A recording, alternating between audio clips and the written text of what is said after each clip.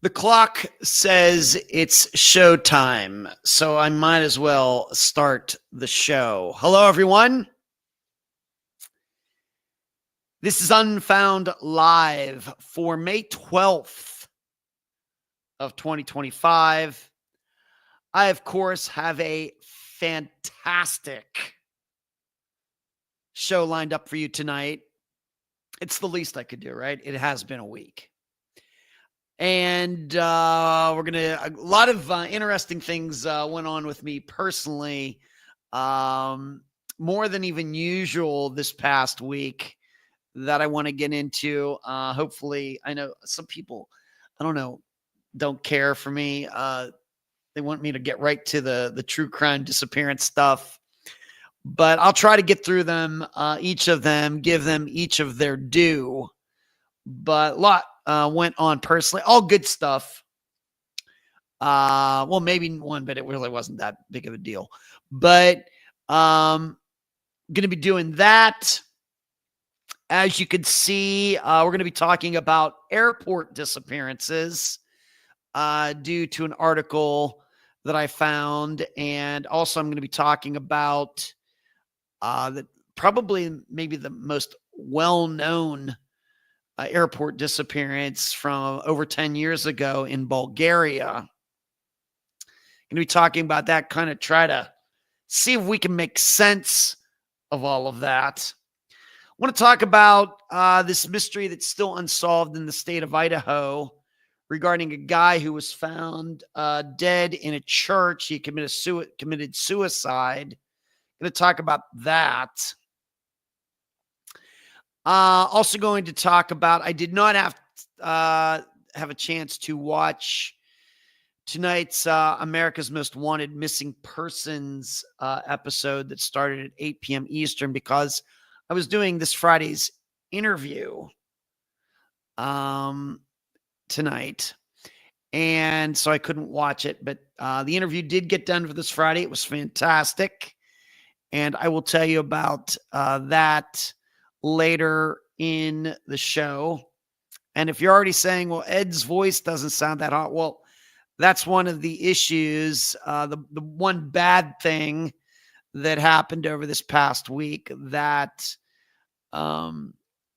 sometime on Saturday night while I was at the Billy Idol concert, I noticed that my voice was going away. And that's no fun, but I'm going to figure out a way to get through this live show. I think I should be okay. This was it due to singing? It might have been. I did do my singing practice earlier on Saturday, and then I had a 1-round disc golf tournament. I teed off at 2:30. And then from there, I drove over to meet my buddy Dana. I was doing a little singing on the way over there. And I think it was a combination of being tired after that round, probably being dehydrated after that round. And then the concert was fairly loud, not to the point that it hurt your ears or anything, but having to speak louder to the point of almost shouting to communicate with Dana, I think did my voice in. And then, so I kind of knew that. And then on, yesterday morning, I got up and I was like, oh yeah, I know this feeling. And then last night for the think tank, I managed to work my way through that, but it was no fun. For the most part, my voice has been fine today, but I haven't been doing much talking. The interview that I did, as you know, for most of these interviews, I don't do a lot of talking. So that was not hard on my voice at all. But we'll see how the next hour and 55 minutes go. The good news is that I really don't, the rest of this week, don't really have much use for my voice except recording the episode. And I probably won't end up doing that till Wednesday anyway. And I could actually really put it off till Thursday morning if I really wanted to. So after tonight, I should be able to rest my voice for a couple days. Probably maybe we'll have to make a decision whether I want to try to do any singing practice or not. Yeah, Thursday live. Yeah, hopefully by Thursday my voice will be good for that. I am going to talk about that, D. So as you are watching, what do I always tell all of you? Please give this show a thumbs up. Let me fix there. We go. Give this show a thumbs up. Subscribe to the channel. Do what you can to spread the word around about this live show. I would appreciate it. What else has gone on since last Monday? Played a little disc golf, like I said, on Saturday. Actually played pretty well. Not well in like real world terms, but well in Ed Denzel terms, being that I've been practicing, but that was only my second competitive round of disc golf this year. But that's going to be changing over the next weeks and months for sure. But I went over there to Picnic Island on Saturday. I finished 4th out of 12 in the over 50 division for men. Can't really complain about that. And really, the guy who won our division only shot 3 shots better than I did. So that's not bad at all. Backhand was not that great, but I've been doing a little more forehand, or what we call flicking, like throwing like sidearm baseball. And that really, I've been working on a little bit. So that really helped me on Saturday on that particular course. And so I hope that continues. Wasn't nervous, was pretty clear-minded out there. Missed a couple putts, but made some putts from long range. So I guess it kind of evened out, I guess. And it wasn't really that windy, but it was overcast. It was hot. It was the hottest day of the year so far in Florida, at least this area of Florida, on Saturday, but it was overcast. It was a little humid. Luckily, we avoided the range, but I wouldn't say it was necessarily unpleasant out there. It was actually okay. But had the sun been out, it would have been a lot worse. But the weird thing is on Sunday, so 6 days from now, I'm going back to that course to play in another tournament. But this time, unfortunately, I'm going to be playing for the long tees and in my division, and that is going to be a little bit more difficult. So we'll just have to see. I do plan on getting in some practice. In fact, tomorrow morning, I'm planning on driving down to Sarasota, which really isn't that far away, and playing 2 courses down there that I'm going to be having a tournament down there in a couple weeks. And I haven't played those courses in like 4 years or something. So I have time tomorrow morning. I'll get up first thing, drive down there and crank out those 2 courses and then come back. And I think I'm going to get a new phone tomorrow. My phone is fine, but the weird thing about this phone is that a week after I got it, I cracked the screen, if you can believe that. What are the odds? Just like a week after I got it. And luckily, I had a protection on it and everything, and still it cracked. And I haven't lost any pieces, but, the screen, the glass is cracked and everything. And it's been 2.5 years. I actually got this phone. I got this phone just days before I went out for the second trial, Steve Pankey. That's when I got this phone. So that would have been October of 2022. I got this phone because my other phone had died. And just days before that, if you can believe it. So I got this phone. That's how I can remember it. So it's like 2.5 years ago. So I think I'm due. I'd like to get a phone with like a better camera on it. My buddy Dana, we go to these concerts. He takes pictures. I take pictures. And his pictures are and video are so much better than mine. The quality of his phone, at least the camera part of it, is so much better than mine. And I've got a little envy going on.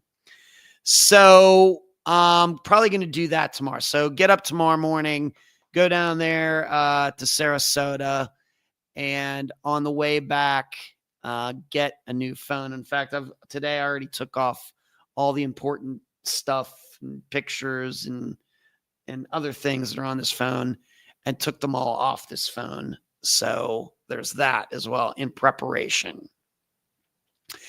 And what else has been going on? Like I said, I went to Billy Idol. He was fantastic. Joan Jett opened for him. If they are coming to your part of the world, I would recommend to go see them. You have to remember Joan Jett is a Rock and Roll Hall of Famer.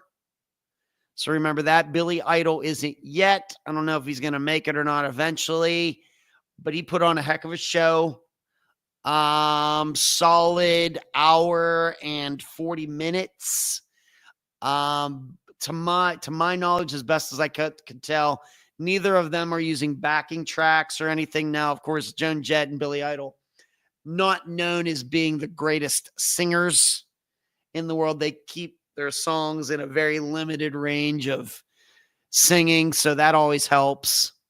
In contrast to maybe like Def Leppard or Iron Maiden, they cover a lot more notes on the keyboard, or however you want to put it. But I thought Billy Idol and Joan Jett put on a hell of a show. I'm glad I went. I don't know if you'd have told me 5 years ago I'd be going to a Joan Jett Billy Idol concert, but I'm glad I did. And so it was all good. Now, this Friday is AC/DC, so that's a big deal. Even though I know a couple of members, one's dead and everything, this Friday I'm going to see AC/DC over there at the football stadium where the Tampa Bay Bucks play. It's going to be, it's 70,000, 80,000 people or something there. And that is going to be a new experience for me. I've never gone to a concert like that. I've gone to see Iron Maiden concerts, but they usually they sell out like hockey arenas. So that's like 16,000 or something. AC/DC is putting 70, 80,000 people in football stadiums. They were just in Pittsburgh not too long ago. So I'll tell you all about that next Monday. What else is going on? Trivia. We came in third last week, even though we didn't get the final question. But the most important part, we've extended our lead in the overall standings 1 month in. So we're 4 weeks down, 8 weeks to go for trivia for this summer of April, May, and June of this year. So that's going well. We had a bunch of our members show up, but just weren't sure about that last question. And so we put 0 on it, and we were very fortunate to do that and came in third. And so that's continuing to go well. I have not, by the way, played trivia by myself in a while. Not sure when that's going to happen again. Maybe Thursday I could go. There's places I could go on Thursday maybe. I'd go tomorrow night, but I know after going tomorrow morning what my plans are. I know I'm not going to be in the mood tomorrow evening. In other news, got to talk to one of my best friends of all time for the first time in like 15 years yesterday. Her name is Shannon, and maybe she'll even listen to this or maybe listening. I don't know. But Shannon was the first friend I made in Las Vegas when I moved there. And that even wasn't until 1999. We worked at a film festival called the Cine Vegas Film Festival. It's not around anymore. Did she work in the first year? Maybe she did, but I came in as a volunteer in the second year. That was after I quit 7-Eleven. And I was just looking for anything interesting to do, anything. And I thought I wanted to get into some filmmaking, some writing and everything. And I found out that the Cine Vegas was looking for volunteers. And so I went up there and volunteered a couple hours, 3 days a week or something like that, starting in May or June of 1999. Hard to believe it's like 26 years ago. I don't know where the time goes. But that's how I met Shannon. And I ended up becoming the office manager because the office manager who was there, her name is Amy, could not get along with the new woman who was running the festival that year. And the festival coordinator ended up firing Amy. And she came to me and asked me if I would take Amy's place. And it was a paying position. And I couldn't pass that up. So, because I was all volunteering there anyway, I was like, well, I could be here and get paid. That sounds good to me. And so that was my job from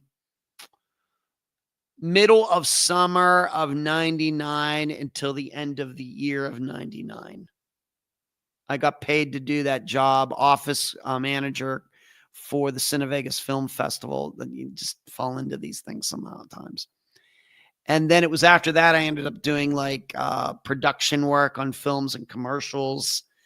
I hated that. But then it was in April and then in May of 2000 when I started working at Star Trek. So I went from working at 7-Eleven to working at the Cine Vegas Film Festival to working these production jobs in Vegas, like January, February, March, April of 2000. And then Star Trek, I got that job in May of 2000. And then I did that job until October of 2004. But Shannon, I met her at Cine Vegas, and we were volunteers. And then I was the office manager, and we just continued to be friends, just friends, nothing, just like brother and sister. We're similar in age. And she assisted on some of the independent films that I ended up making with another group of people. And she had a good time at that. And she also did a lot of, she's worked on a lot of films and commercials and things in Las Vegas and elsewhere. And but I hadn't talked to her for a long time. And then out of nowhere, she messaged me and she told me that she's driving across the United States. She's moving to North Carolina. And so yesterday, while she was in the process of driving through Wyoming, we ended up talking for like 3 hours yesterday. We had a lot to catch up on and everything. And so it was really, really good to talk to her. She's such a, she's like me. She's like early 50s, doesn't have any kids, never been married or anything for maybe reasons opposite of mine or everything. But it just was really good to talk to her because, like I said, she was the first friend that I made. And we even had a funny joke around yesterday. We both remember the first time that we ended up working together at Cine Vegas. We were joking that it was so long ago that we were looking through a phone book. We were looking through the yellow pages of a phone book for something. I mean, that's how long ago it was. It's I'm just so old. And I would have been what? I wasn't even 29 yet. Oh my God. And I remember us sitting there at this desk, going through these yellow pages, looking for something. Neither of us remember what it was. But I told her, I remember looking through this phone book with you. And I remember thinking to myself, why is this woman giving me such a hard time? There was a friction between us doing this job for some reason. Neither of us remember. She remembers it that way. I remember it that way, but neither of us can remember what the problem was. But it was just kind of, it's obviously very funny. And we were a lot younger then, and been through a lot together. I was hoping at one time that she would audition and try to work at Star Trek. She didn't do that. She did other things, and just kind of went in and out of each other's lives for a while. And then, like I said, maybe she popped in once or twice in this live show. Maybe she sent me some messages, or I sent her some messages in Messenger and Facebook over the years. But this was really the first time that she and I spoke on the phone. Has to be 15 years. Has to be. So it was just good to catch up. And being that she's just in North Carolina, which is only 8 hours away, maybe we'll end up meeting up, and, somehow maybe she wants to come down here to Clearwater Beach or something. I don't know. But it was so good talking to her. We had a good time talking about people that we knew back then and what happened to people that we hadn't seen in a long time and everything. So it was good. And then last story I'll go through regarding anything going on, although this isn't necessarily going on with me personally, but maybe some of you saw the national news that a condo building, they discovered a crack in the foundation, one of these support columns for a condo. That's like 3 buildings down that way from me. I'm at 1340 Gulf Boulevard. That building is 1460 Gulf Boulevard. And that happened, I think, talked about it last week. That actually happened, I think, before last week's live show. Well, they ended up evacuating that building. That building is totally empty now. You drive by it, there's like no lights in it. It looks like a ghost building or something. But people's possessions are still out on their balconies and everything. They weren't allowed to leave with anything. It's not like they could pack up, take all their clothes and anything they had on their balconies or anything. So I don't know what's going to go on down there. When I didn't do anything, I didn't go anywhere yesterday, but on Saturday night when I came home, I didn't come back that way. I came back through Clearwater Beach. So I don't know if there's been work that's being done. I'm guessing they're going to have to get somebody, an engineering company in there to make sure that everything's safe. Everybody can move back in there. So, because we don't want what happened over there in Miami with a building that they went, lax on the maintenance, and then all those people got killed. Now, hopefully everybody's learning their lessons from that. So, a lot more vigilance going on with that now, because of course we think here, in the United States, well, buildings just like that that happens elsewhere. That happens in other places. But I guess it can happen here. And a building where people are living, it can just suddenly collapse and people get killed. And maybe just took for granted that couldn't happen here, but it can. So that's what's going on down the street. Don't know what is going to happen with that, whether people be able to move back in. You get something crack like that. I'm no engineer, but my guess is it'll take a little time to go through the whole building and determine whether it's safe or not. All right, let's see who is in here tonight. Hello, Charlie. What's going on? Good to see you. Hello, Amy. Mary Jane. D, what's going on with you, D? Good to see you, Stephanie. Charlie says, just stopping through. I had a thing with the boys tonight. I wonder what all you guys are doing. I'm curious, Charlie, if you're still in here. Hello, Lisa. What's going on? Did you miss me last week? I was napping. My apologies, Ed. The only person that's not allowed to nap on Monday nights is me, Lisa. Everything good to see you. Look at this. Look at this. Cherie is here tonight. Hello, Cherie. How are you? Good to see you. Cherie, supposed to be moderator, but she's been busy with some other things furthering her career, and I'm excited for her on that. But it's good to see her in the chat tonight. Fishing, what's going on? Everything's hot in the city tonight. Yes, by Billy Joel. He did do that song. Yep, he did that. He finished with White Wedding. I would have thought that he would have finished with Rebel Yell, but he didn't. He finished with White Wedding. So that I thought was an interesting choice. Neighborly, how are you? Yes, D, Thursdays, I'll be there. Gargle with salt water. For singing, probably not, D. That would be good for a sore throat, like with your esophagus.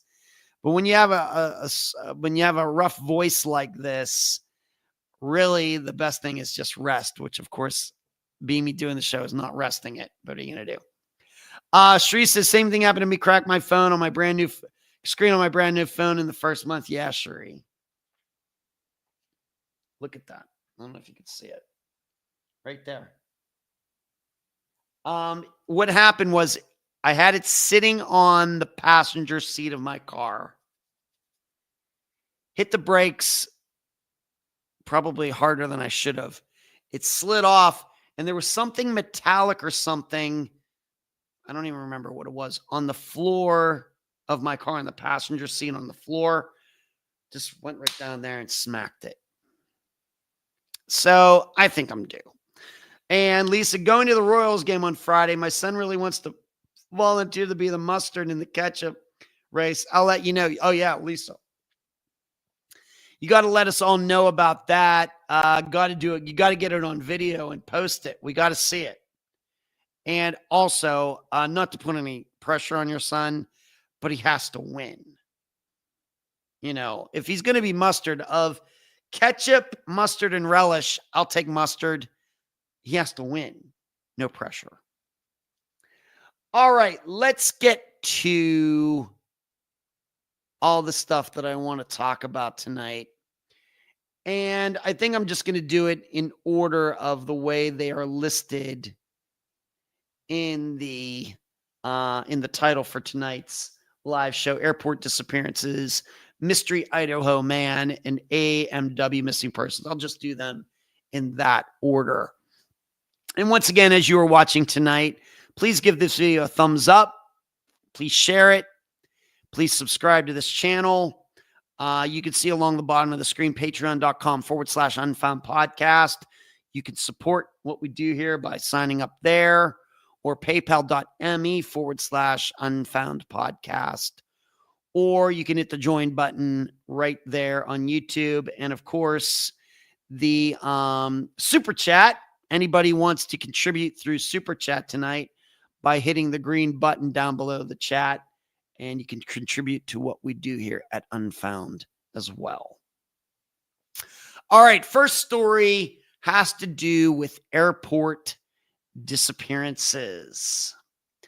Dutch cops are searching for a missing British tourist who disappeared after telling his friends at the airport that he had forgotten his passport. Ryan Jones, 34 years old, reportedly told his pals at Amsterdam Airport Schiphol that he did not have his travel documents with him and needed to go and get them before their flights on May 4th. After walking away from the group at 12:17 p.m., Ryan reportedly called his friends for a short time, but since then he has not been heard from. Thank you, Lisa. Ed's number one. I am number one, Lisa. Funny you should mention that. Thank you. Very generous, Lisa. Thank you. Police have since asked the public for information regarding his whereabouts and have asked people to look out for a large man, 6'3", possibly wearing a white baseball cap and has a tattoo on his right forearm. Now, the Netherlands has seen its fair share of British travelers going missing, and these incidents can sometimes end with tragedy. In 2023, a Brit who went missing after being dropped off at a Dutch hospital by a friend following a psychotic breakdown and hallucinations was found dead in a ditch near the medical facility. Thomas Delafay, 20, from Plymouth, was last seen when he was dropped off by a friend at the Dirklander Hospital in the city of Hoorn, 20 miles north of Amsterdam. After a search operation by Dutch police, Mr. Delafay's body was discovered in a ditch near where he was last seen. He had suffered from a psychotic break and hallucinations before his death, his sister Holly Defay said. She shared the news of her brother's death on Facebook, saying her heart was broken and her soul was crushed. She added, "We want you so much. I don't know what to do with my life now." She also thanked those who shared her posts about her missing brother and said, "We want to thank everyone who helped to find my brother and those who did their utmost and went above and beyond to offer their help." A spokesman for the Dutch police said their thoughts are with his family. They said they were investigating how Mr. Delafay ended up in a ditch and what the cause of death was. Mr. Delafay was taken to the hospital after taking drugs at a house party, but never entered the building after arriving. He didn't have his cell phone, money, or his passport when he vanished. This is not the original story that started this article. Police appealed to the public to watch out for a purple-haired man on their CCTV footage, hoping to find him, while his family asked for the appeal to be shared via social media, only to be notified of his death on the weekend. So that guy's name is Delafay, whereas the guy's name that started this article, his name is Ryan Jones, and he is still missing. And so what exactly is going on here? Is there something to this? Is this being sensationalized? Because we think about, if you're wondering what the guy's name is, his name was Lars Mittank, Mittank. He was the guy who went missing at the Bulgaria airport. And these days, he's known as the YouTube missing guy because the video of him running away from the Bulgaria airport went viral back at that time over 10 years ago. I'm sure many of you have seen it. And it's just, he's in the airport and all of a sudden it just shows him bolting out of the airport, running out into the parking lot. And he is still missing, by the way, 11 years later. 11 years later. Now, I looked that up a little bit more, and it seems that Lars was fine going on this trip with friends, whoever he was with. But for some reason during this trip, he started having some sort of mental issues going on, very paranoid and everything. And even when they got to the airport, he actually went to see, I guess they have a doctor's office at the airport. Do we do this in the United States too? I don't even know. But he went to the doctor's office at the airport. And while he was sitting in the doctor's office, that's where he ran off from. He had talked to the doctor, and then all of a sudden decided, I don't want to be here anymore, and took off. And once again, never to be seen again. 11 years. This is 11 years now. So what's going on here? Is there something about this?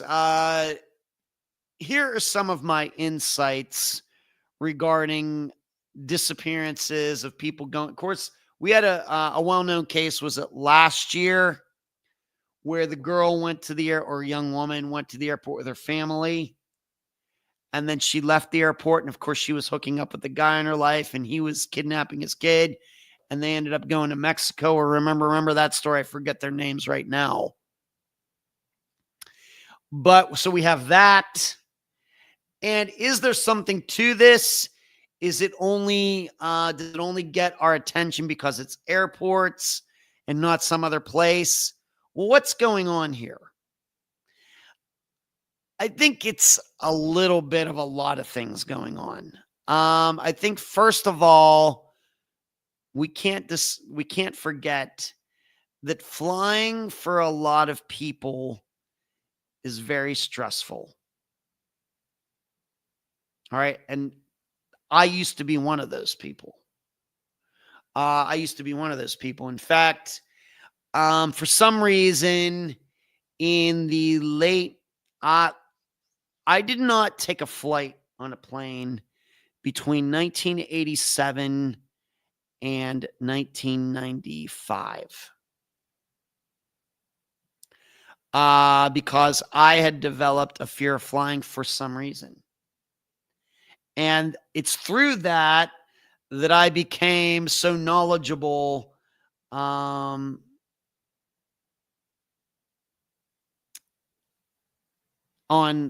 plane crashes. That's how it happened. In that time frame, that's what happened. And then I will admit, after September 11th, the fear came back just a little bit, but I do not have it now. So I know what it's like to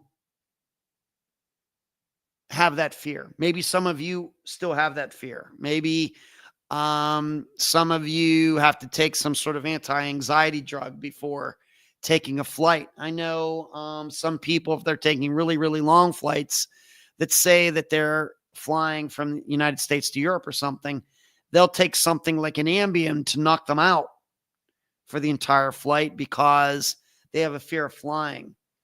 Or they have like claustrophobia. It's not fear of flying. It's just being cooped up like that for so long.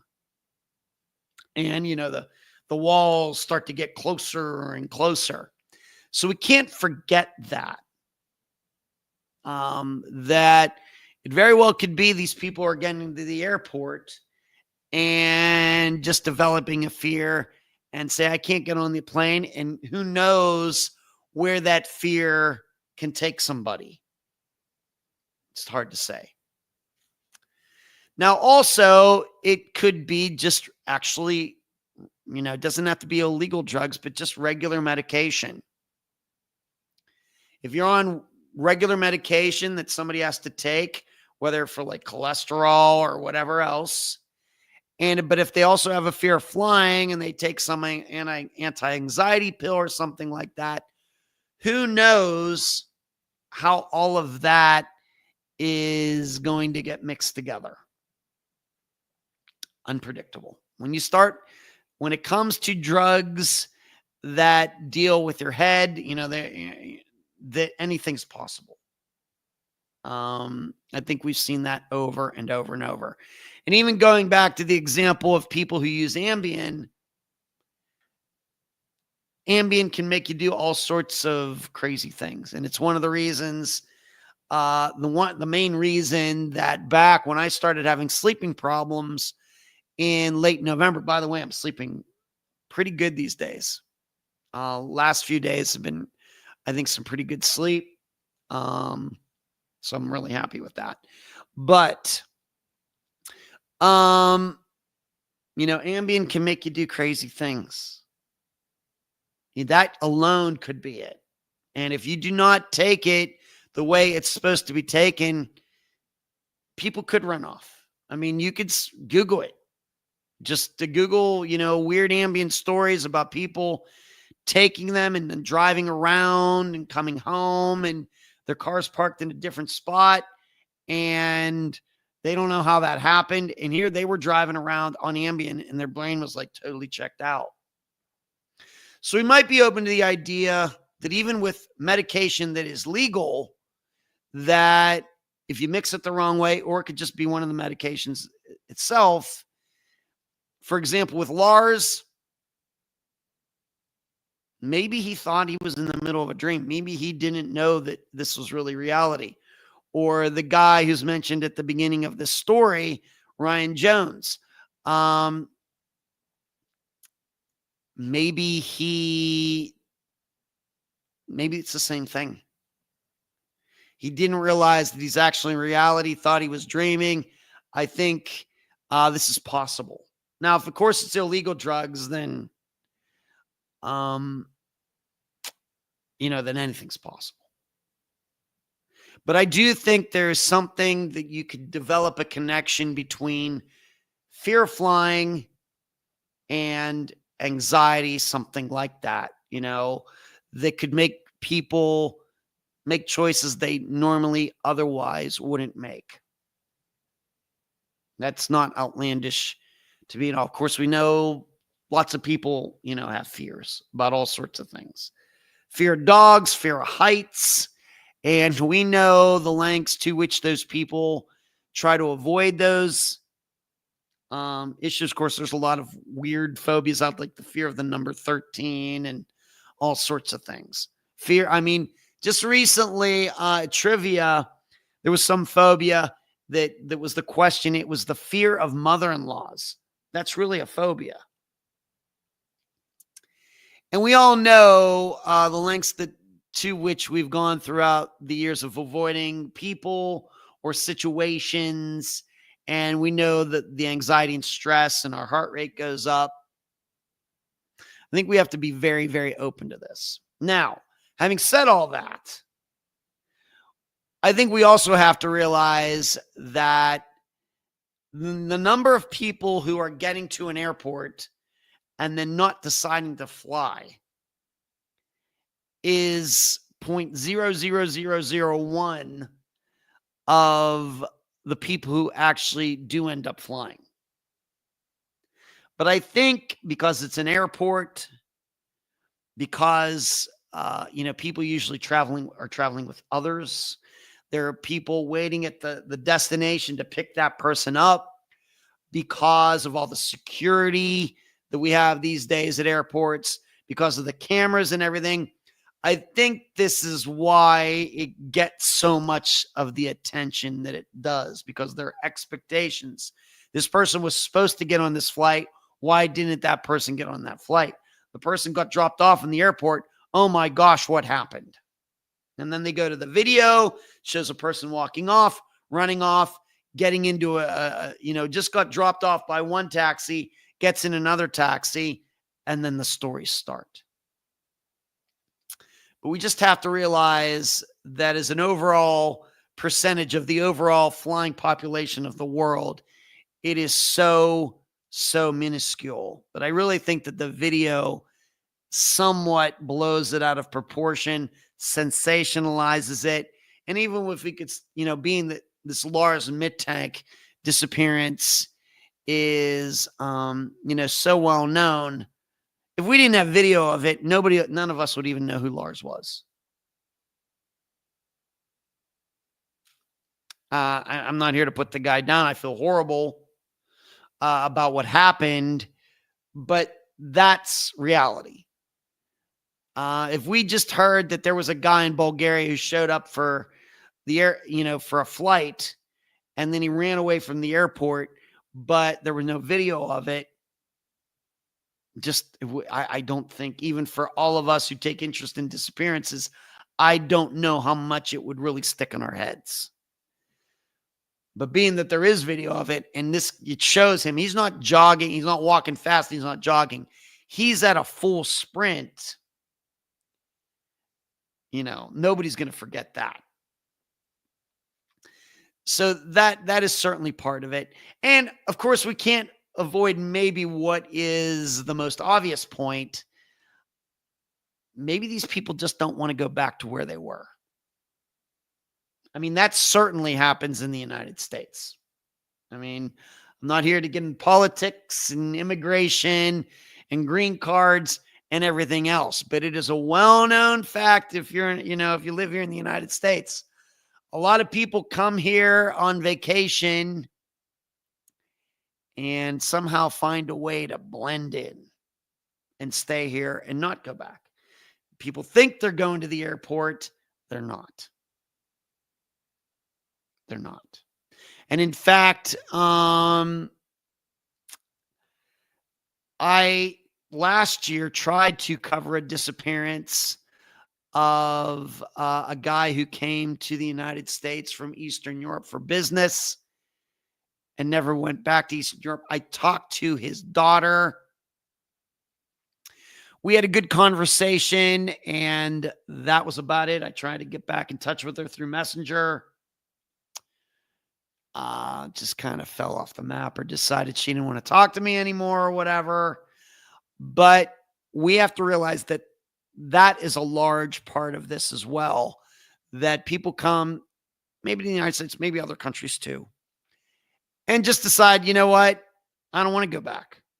I want to stay here. I'm going to figure out a way to stay here. I'm going to figure out how to not get kicked back out of the country. I'm going to figure out how to get a job here. I'm going to figure out how to become a citizen here. And I think that happens a lot as well. And I think what goes on is these people do a lot of lying to their families and friends back in their home country. That certainly goes on too. Now, did that, so when I read Ryan Jones's story and, he says, well, he didn't have his travel documents with him and he needed to go get them. Do we really think that he forgot them? Is that a reasonable thought? It doesn't sound reasonable to me. And then later he said, after walking away from the group at 2:17, he reportedly called his friends for a short time. But since, what did he say? It's weird that this article that's written about this, the friends, I'm guessing they told authorities what he said, but it's not mentioned in this article. And this article that I read was one of the most complete ones I could find. That tells me that whatever it was, maybe the friends didn't want to say because they would have admitted maybe that Ryan Jones is trying to break the law there in Amsterdam. Maybe decided, you know what?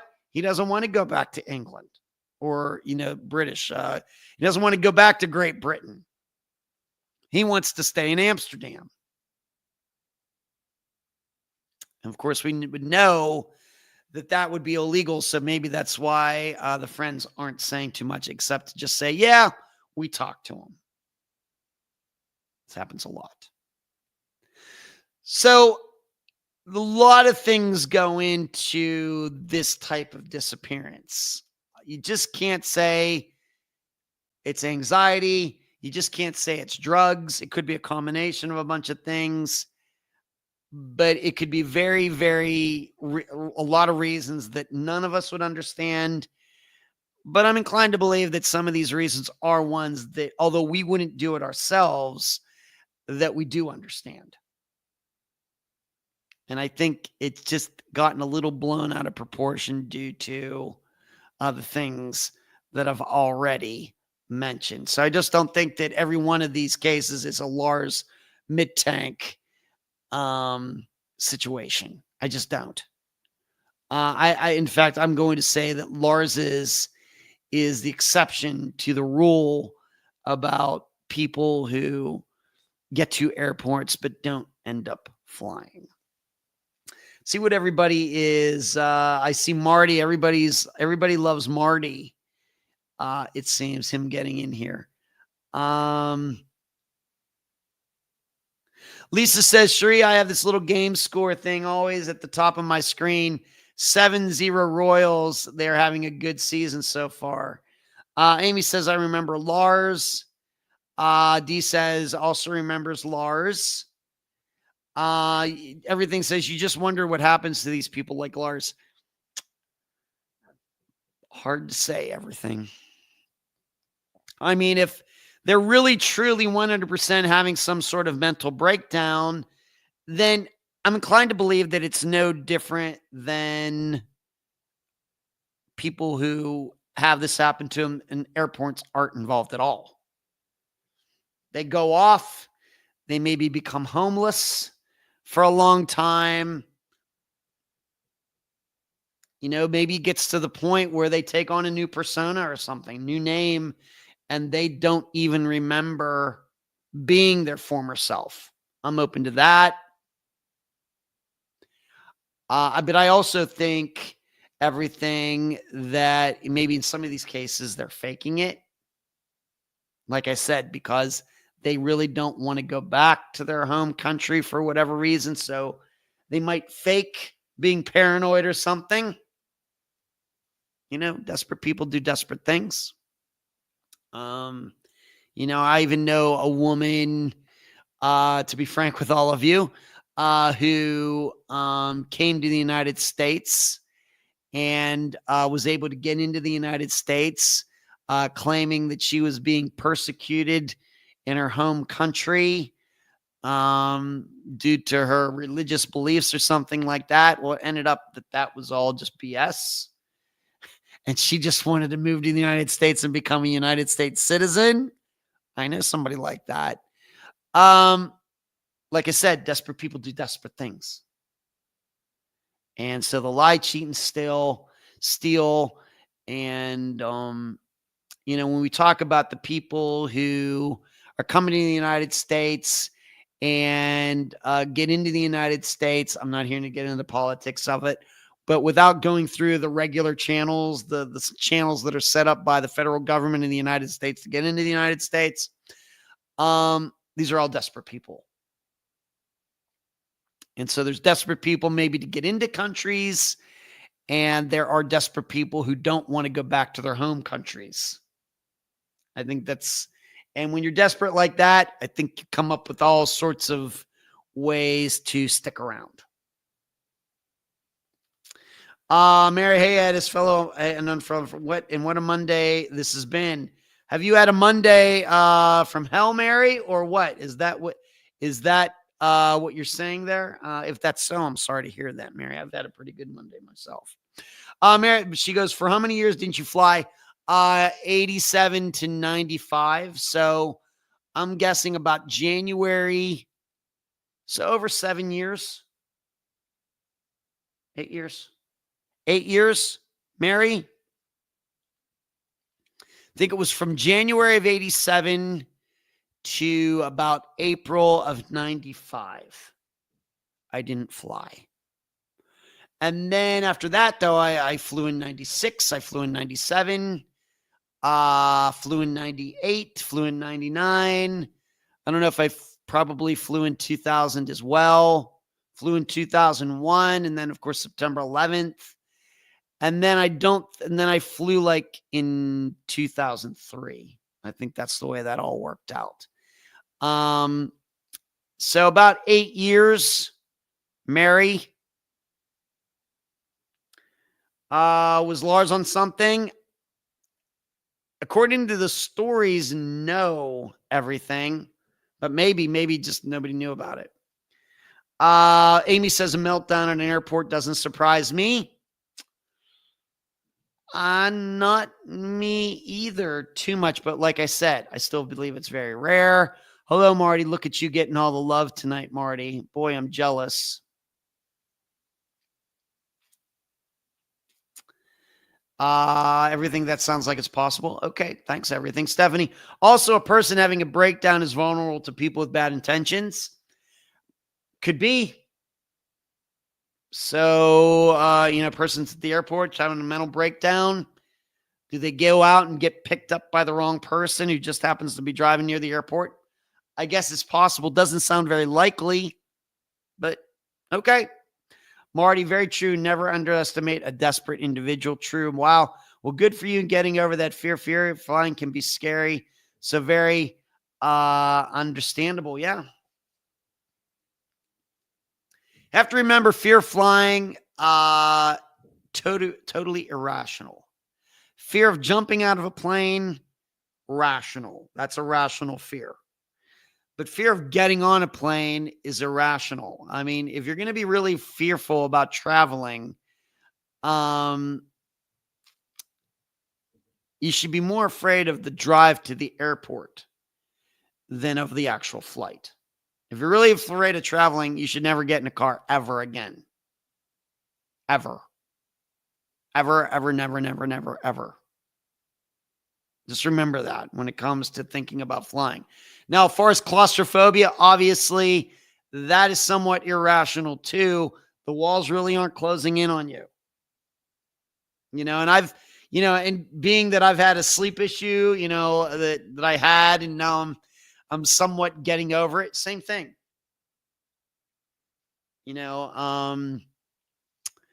What happens, I think I can comfortably talk about this, is that, when you don't sleep and then what do you do the next day? You have this deep fear you're not going to sleep the next night. Well, that fear actually will cause you to not sleep. And it's the actual fear of it that makes your condition worse. It's like a self-fulfilling prophecy. So I speak from a point of knowledge. So when it comes to the fear of flying, it's irrational, and the fear of it makes it worse. Will make you being on the plane worse, when really, except for being in your own home, being in a jet at 35,000 feet is probably one of the safest places you could be. Next to, once again, just staying at home.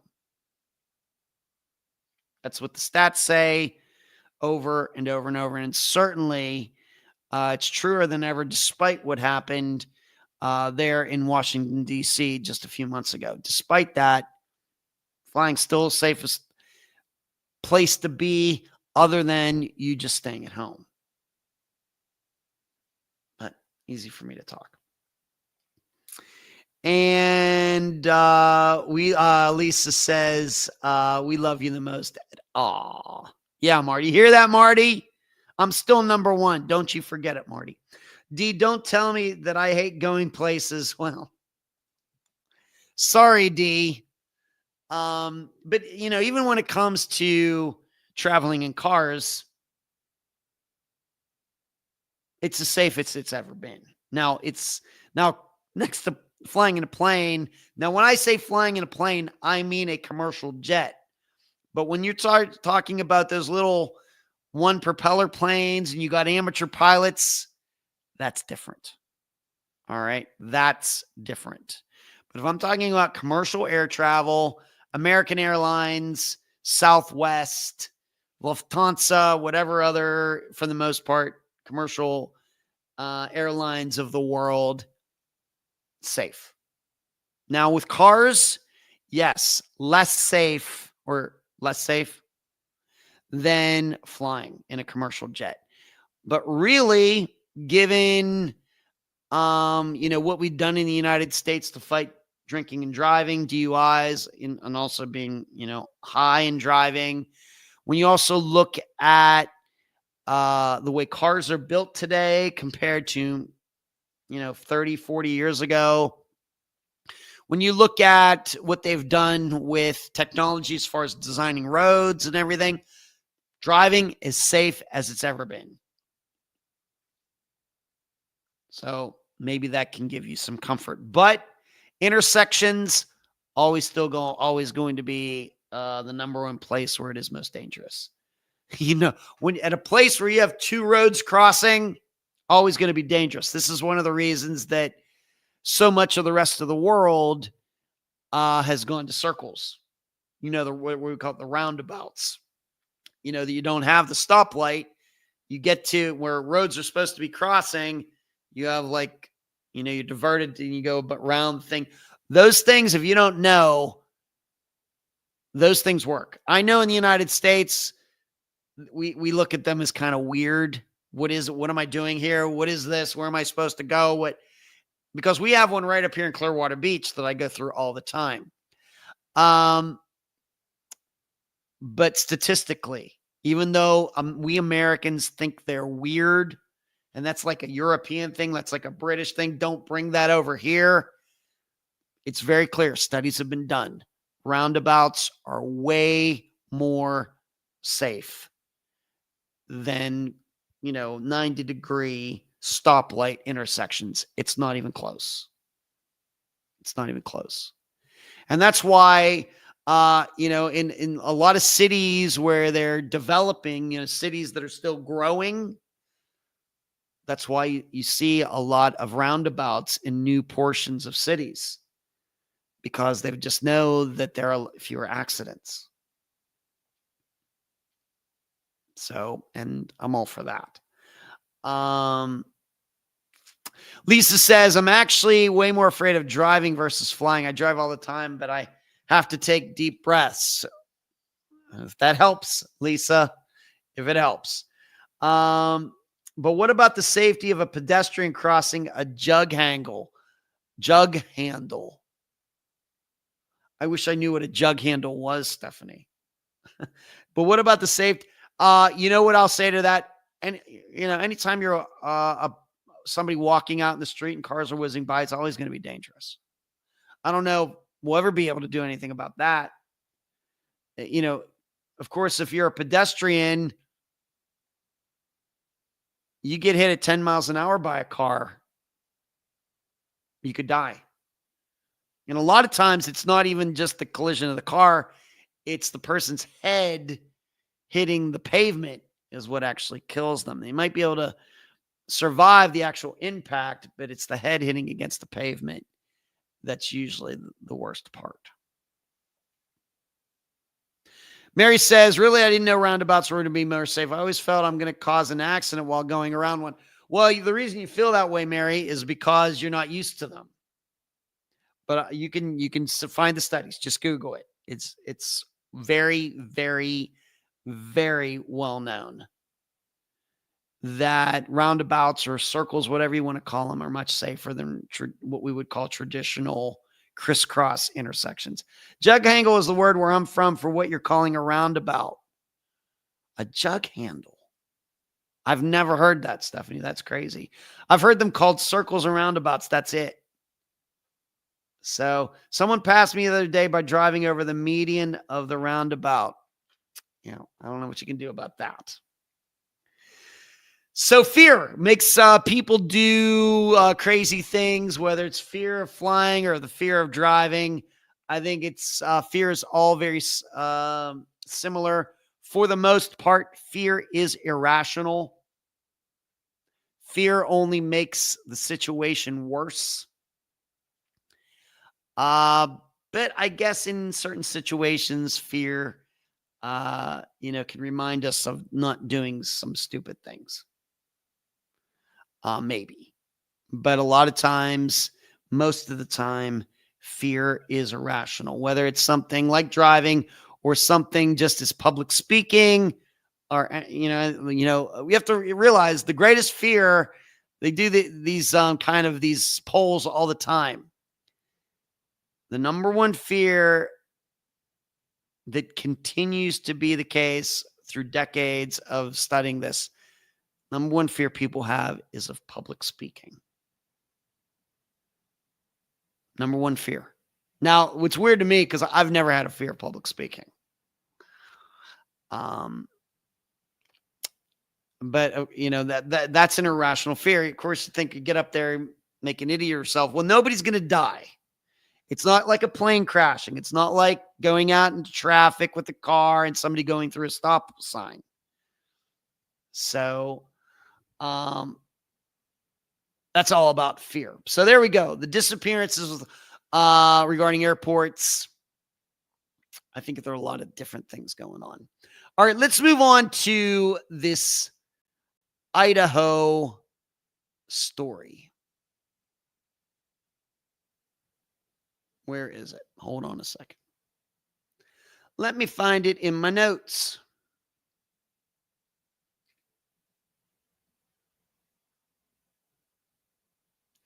It was here. Where did it go?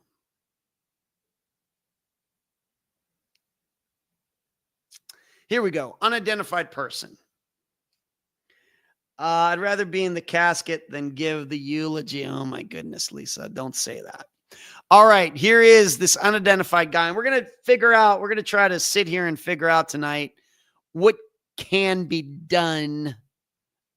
Where would you even start to try to figure out who this guy is? On December 4th, 1982 in Boise, Idaho, we've covered a few disappearances from that city.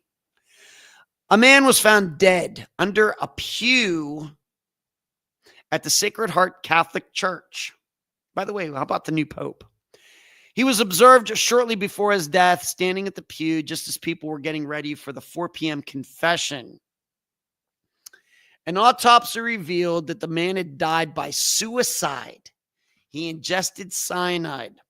Nobody recognized the man, and he is unidentified to this day. So over, 43 years later, he had left a typewritten suicide note with $1,900 in cash and asked that he be cremated with the remaining funds to go to the church.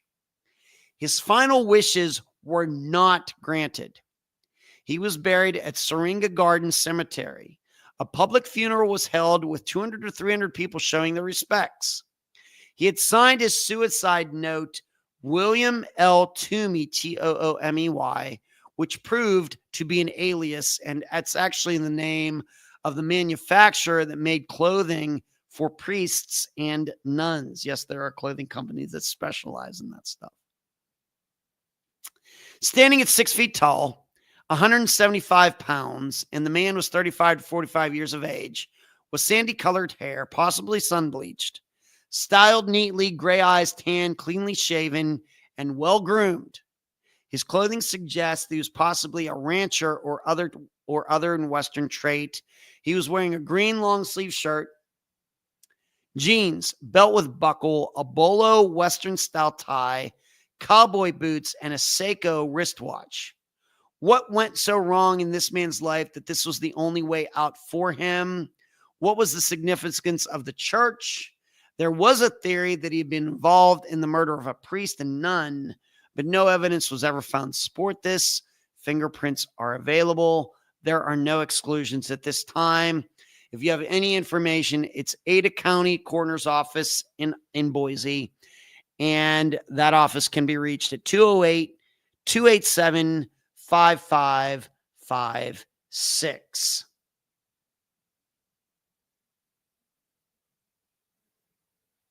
I cover the Idaho 4 crime.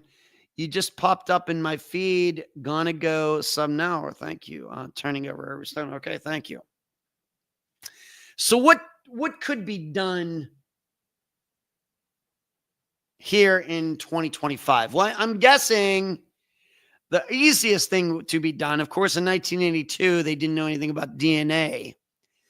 So certainly he could be exhumed, and they could easily get DNA off of him, I think, and put it into Othram or some other service and figure out if the guy has any relatives, distant relatives, maybe he has children. That's probably the most obvious thing. Stephanie says, so this happened in the church with others present? No, I think that they saw him there,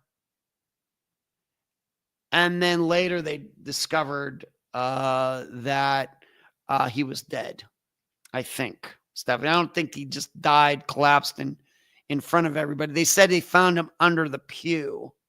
So I don't know if there was anybody else there. But so that's the easiest thing. Let's just get that right out of the way. DNA, go dig him up, go get his DNA, and maybe that'll turn to something up. But we have to remember something. That's not a foolproof plan. Of course, we have DNA. Just go to NamUs.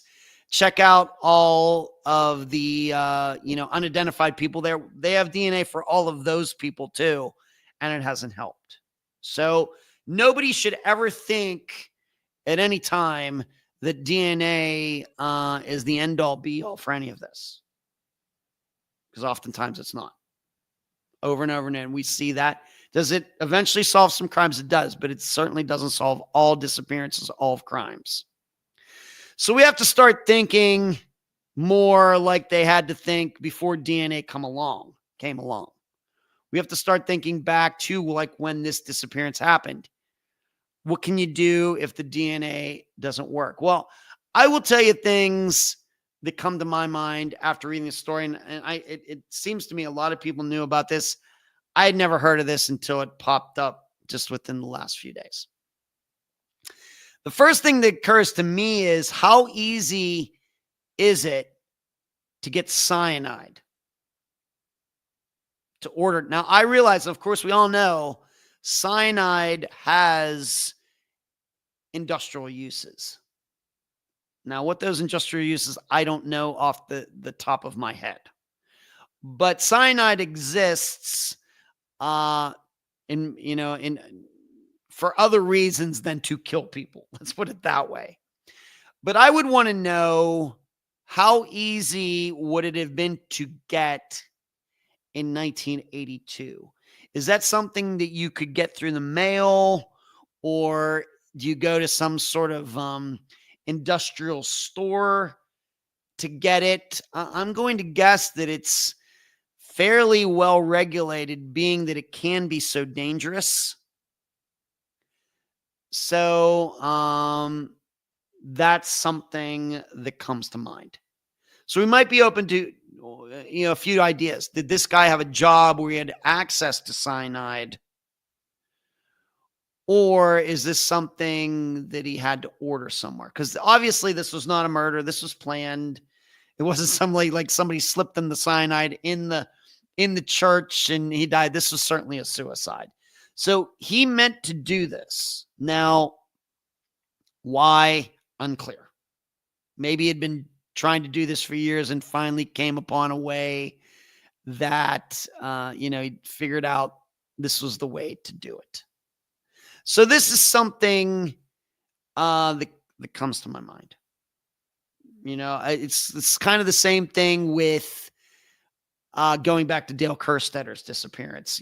Somebody goes into the plant, steals the platinum that lines one of the kilns. Well, where could you go to get rid of platinum in the 1980s? I'm going to guess the places, probably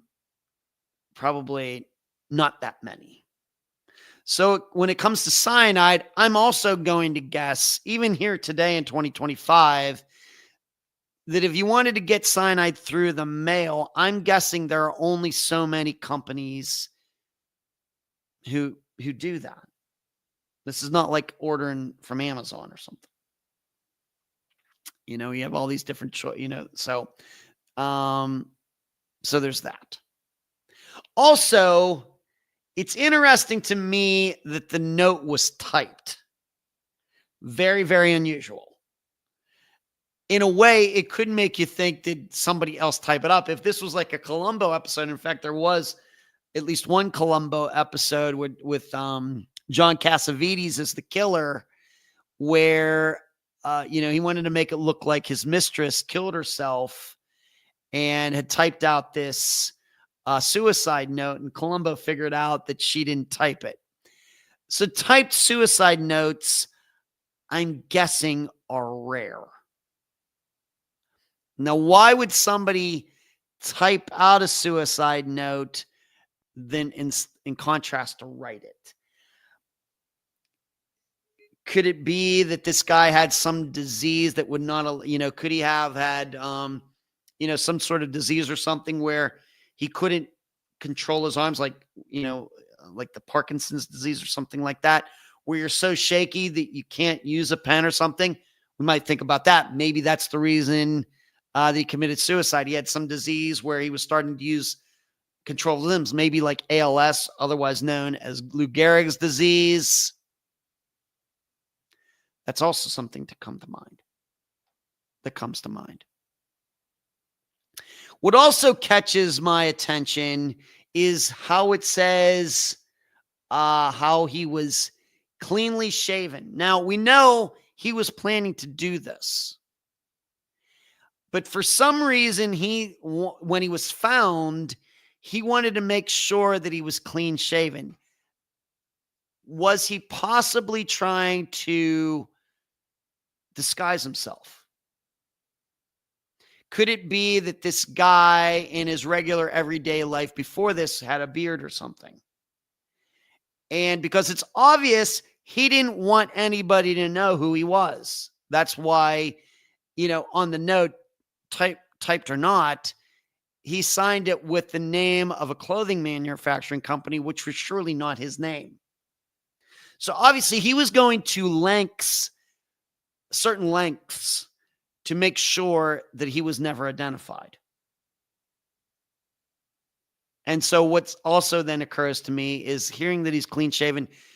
Could it have been that he had facial hair for most of his life? And he thought, well, if I shave my face and if they put my picture out there, then they're going to probably put my picture out there. They're not going to know who I am.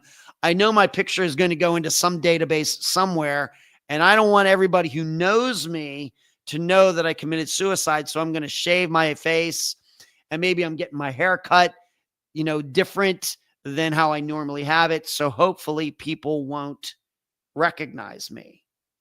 So something that comes to my mind is, there are pictures of this guy out there after he was deceased. Maybe they should try putting a beard on him. And maybe, if as best as they can, of course, with computer technology today, a lot of things are possible, not possible back in 1982. Change his hairstyle. Put a beard on him, change his hairstyle, and maybe start marketing that picture around here in 2025. So there's that. Now, what also, though, occurs to me regarding this overall look. Now, I realize, men of certain professions in Texas, Oklahoma, Wyoming, Montana, Colorado, maybe in Wyoming too, they do dress a certain way. I mean, of course, you're never going to catch me dead or alive wearing a belt with a buckle, or wearing a bolo style tie, or wearing cowboy boots. I've never worn wristwatches either. I don't like things. By the way, I've never in my life worn any jewelry, no rings, no necklaces, nothing. I can't stand metal and stuff on my skin. Can't take it for the most part. So I read this and I start thinking, why would a guy who obviously doesn't want to be identified, would be identified, would that person committing suicide really wear the clothes that he would normally wear in everyday life? Would he not be afraid that those clothes might give him away? You'd think. So I'm inclined to believe that this guy had nothing to do with ranching or anything like that at all. And in fact, what's not written here, I'd like to see the guy's hands. Are they rough? It seems like he cleaned himself up before he did this, so you're not going to find any dirt or anything. But does he have calluses on his hands from working? Even if you wear gloves, you're using ropes and other things, tools, shovels, and everything, you're going to have calluses, on your hands. Was this guy's hands rough or not? Now, if we find out they're pretty smooth, then I'm telling you right now, this guy was no rancher and had nothing to do with cowboys or, cowboy boots or anything else. What else did I have written here? I also would make the prediction, maybe band hat right, turning over. Yeah, good evening. Hello, Dee Dee. How are you? Good to see you. Toe says almost sounds like a spy would reveal himself. Maybe. Sheree might also be able to determine something from the set of the typewriter. Good one, Sheree. Good one. Yeah, bad Heiner. Yeah, just like me. I mean, anybody who's seen my handwriting knows it's not very good. On the other hand, even my handwriting would be good enough if I was writing a suicide note, I think. But very well, maybe couldn't write. Maybe he just never had the education to write. He could sit there, and punch out the letters on a typewriter, but actually writing the stuff out, maybe didn't know how to write. I'm open to that, surely. MT says, hi, Ed. I've known about this case for a long time. If I remember correctly, his watch or piece of jewelry was traced to a store in Arizona. Okay. That was not in the store. Like I said, I know there's going to be people out there who have known about this case for a long time. And, maybe there are some more facts out there. Shree, I think if you're going somewhere important like the afterlife, maybe you want to be clean shaven. Okay. Does St. Peter care about such things, Shree? Does he? If you're into that, maybe this guy was some other religion. I don't know. But you also have to understand regarding this is that it doesn't seem, given that it's still unsolved 43 years later, I guess, who knows? Maybe he had no family left. I don't know. But he certainly had to have had at least one person who knew him. And it doesn't seem that any reports were ever made regarding this guy's disappearance, whether in Arizona or Maine or anywhere else, at least in the United States. So, so I think that is noteworthy. So where I'm going with this part of this case is this very well could be a situation where this guy left his family and friends behind many, many years before this. And the kind of the disappearance I'm thinking about is like Lori Ruff, of course, the woman from Pennsylvania who ended up coincidentally also committing suicide in Texas. And it wasn't until after she was dead that her husband and his family figured out, she wasn't, she always had this box lock stuff, and they ended up getting open, and eventually they found out who she really was. Of course, her name at the time of her death was Lori Ruff, but that was not originally her real name. She had stolen a name from some baby who died at birth in Oregon or California, something like that. And so with this guy, I'm kind of leaning in that direction as well. Very well could be a guy that is a younger man, left his family behind. He didn't have a very good relationship with them. And all right, he left. No reason to file a missing persons report. He got in his car and left one day. And so there really wouldn't be any family for him. And if he never got married, didn't have a girlfriend, never had any kids, these things happen. Hey, that's why I'm at 54, never been married, no kids. So it's easily to believe that.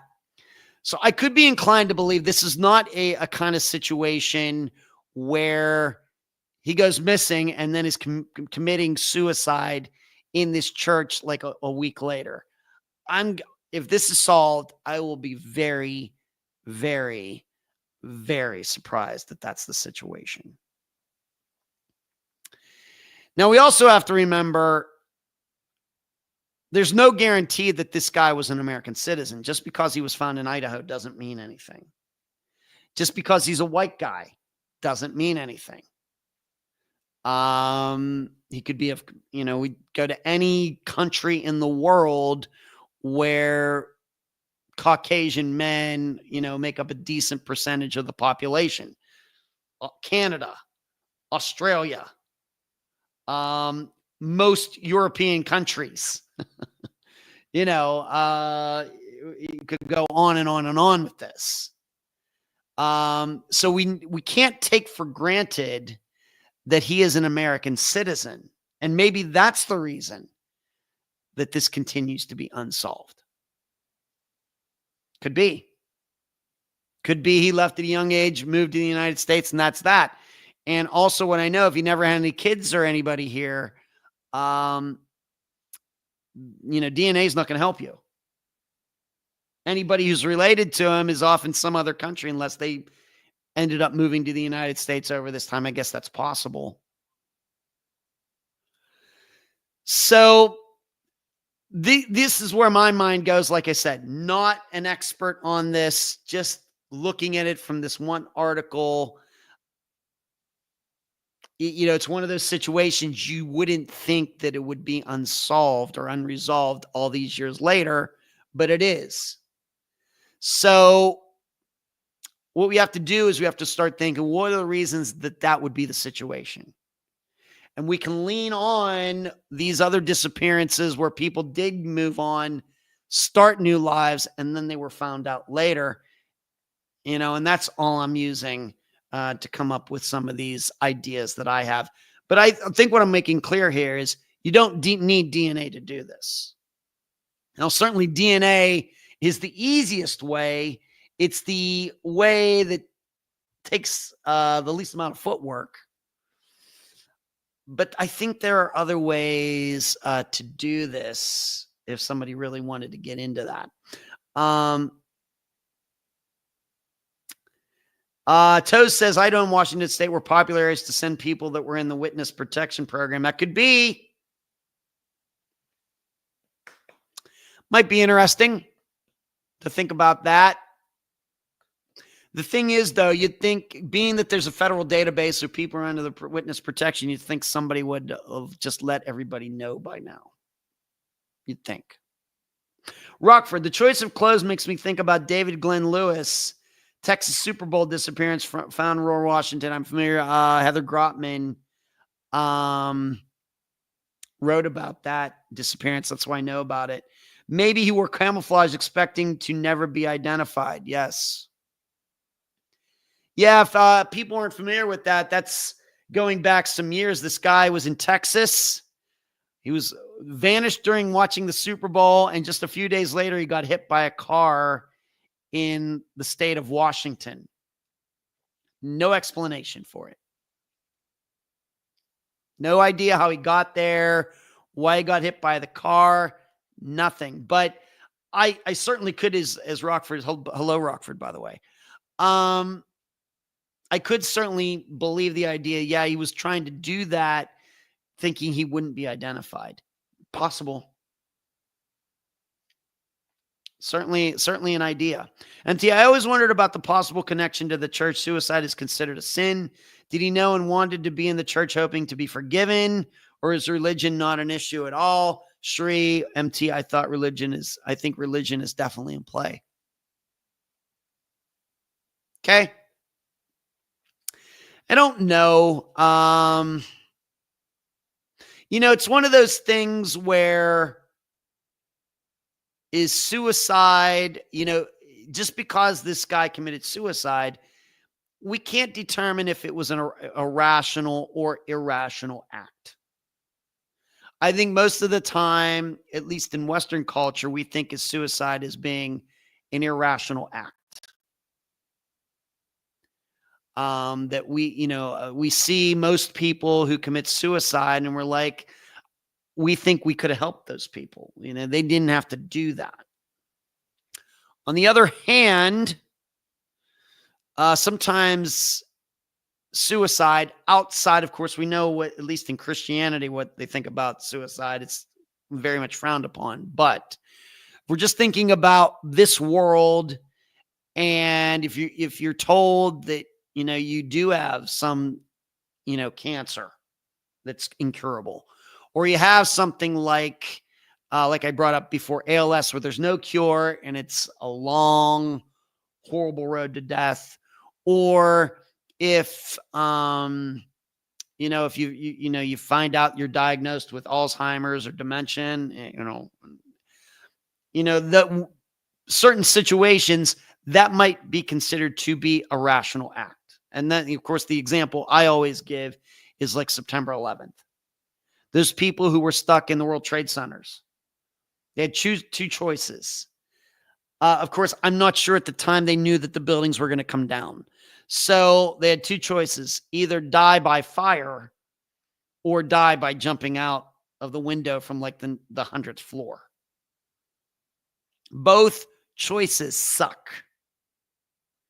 But nobody is going to look at the people who jumped, and there were many, and look at that as an irrational act.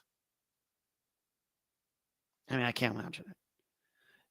So we don't know. This guy committed suicide. We just don't know the reason for it. Could it be connected to religion?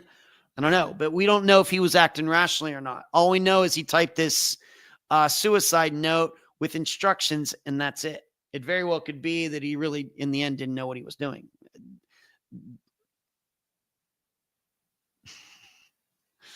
So we just don't know. It's no different than just taking for granted because he's a white guy. Oh, he must be American. There's no guarantee of that. Lisa, speaking of football, that guy they call Chusaholic got sentenced to 32 years in prison. Yeah.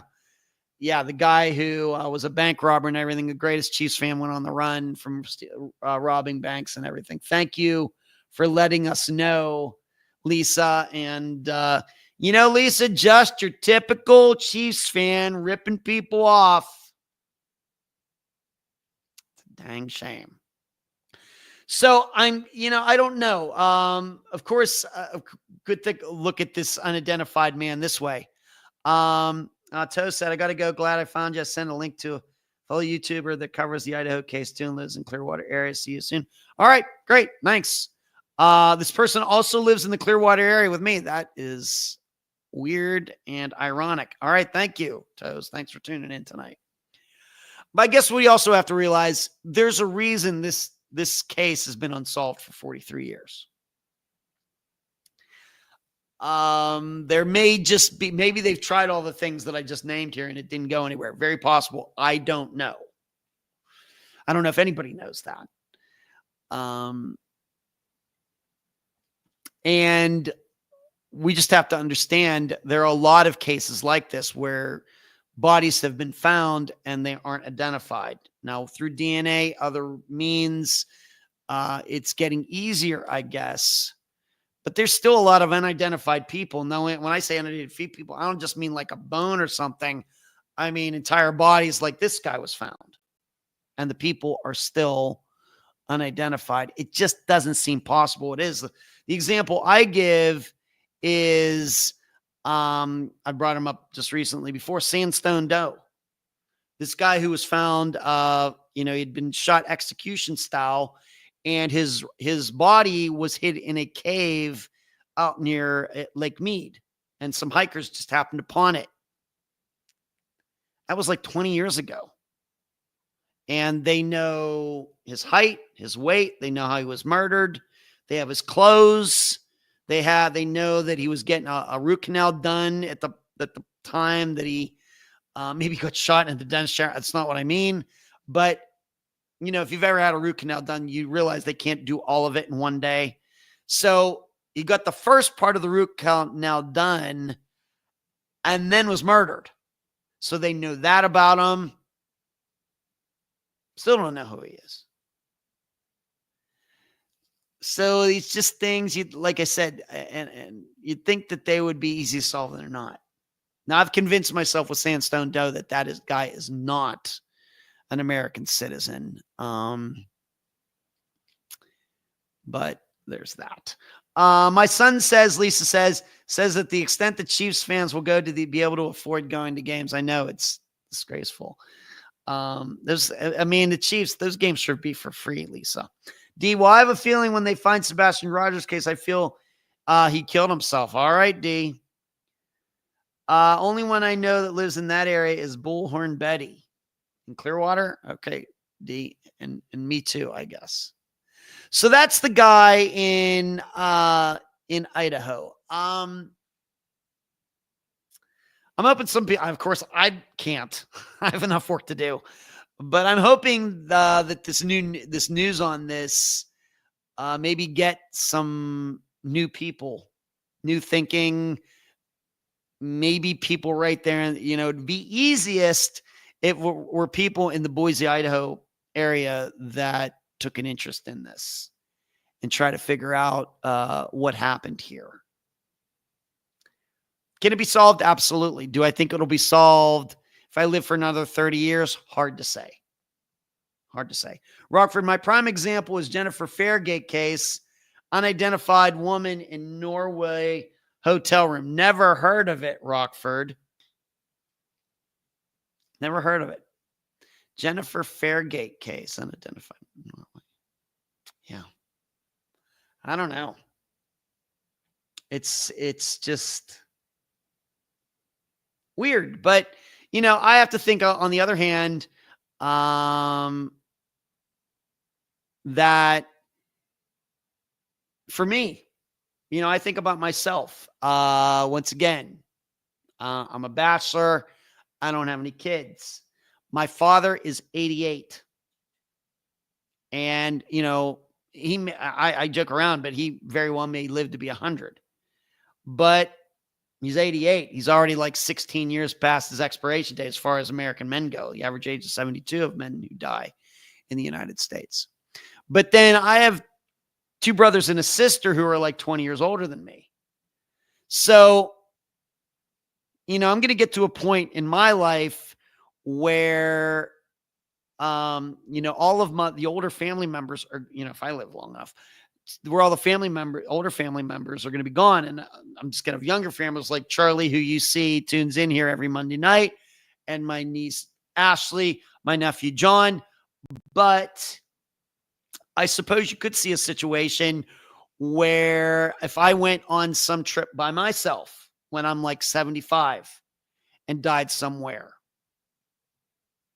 you say I go on a cruise and I end up in the Far East somewhere, and I die in a hotel room there for some reason, or Australia or something, with no paperwork or something, you can kind of see it. It's not totally implausible. So maybe that guy is in the situation that I might be in one of these days. Lisa says, my aunt turns 97 tomorrow. She is a nun in Wichita. Man, for a Christian, Lisa, she sure is going to a lot of lengths to avoid God. Sheree Rockford, who do you think Jennifer Fairgate was? Fairgate is a strange one. The new Unsolved Mysteries case covered it a few years ago. Okay, don't know. Let me get some other things I need to get out of the way before I get to the AMW missing persons. Shanna Boydo, I think that's one of those, now that it's resolved, however you want to put it, I know that's going to be one that I'm going to reference many, many times from now on. Now that we know that she was not far away and that she did run off and that there was no foul play. And at least for me, it even gives me more ammunition, to defend my idea. Well, that's what happened to Mara Murray and a lot of other disappearances like this as well. Like I said, I got it wrong when I wrote the Patreon blog in 2019, but I've learned a lot since then. And I try to be, fairly open-minded about all this stuff. I like to be right. That's why I'm so good at trivia. My team's so good at trivia.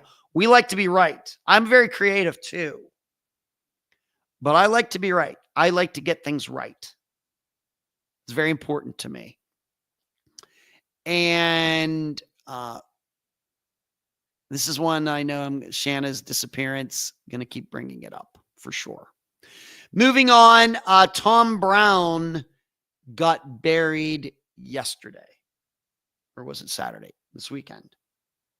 I'd read the articles, the posts from Phil Klein in his Facebook page about the ongoing struggles between Penny, Tom Brown's mother, and his father.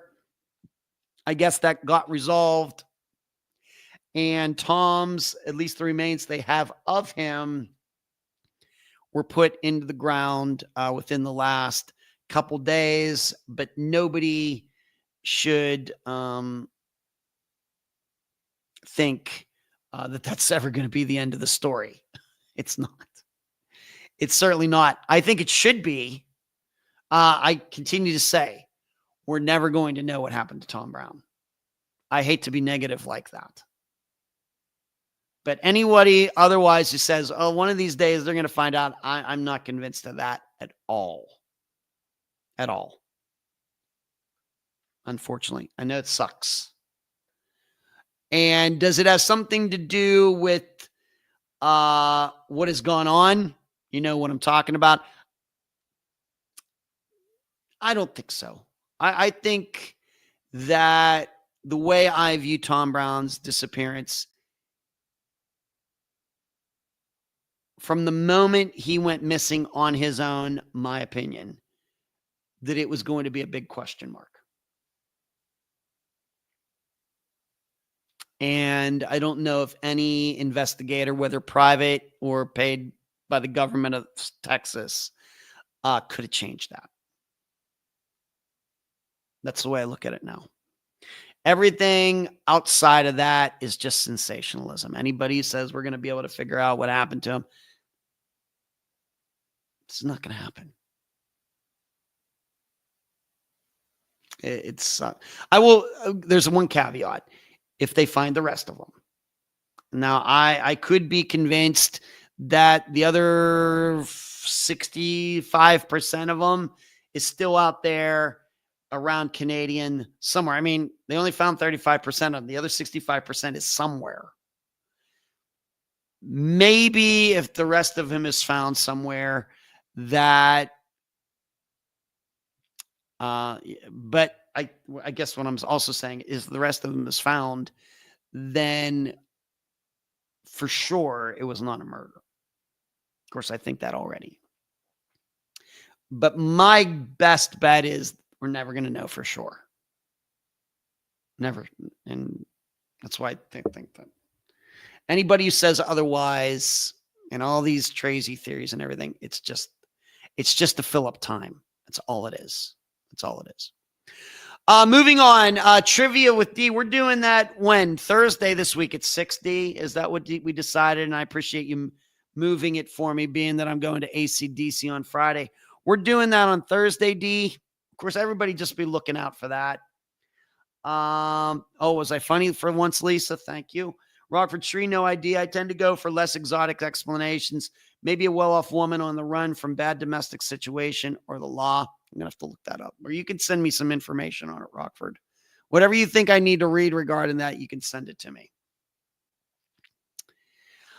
Moving on, the last thing that I need to cover because it's in the headlines tonight is the America's Most Wanted Missing Persons show.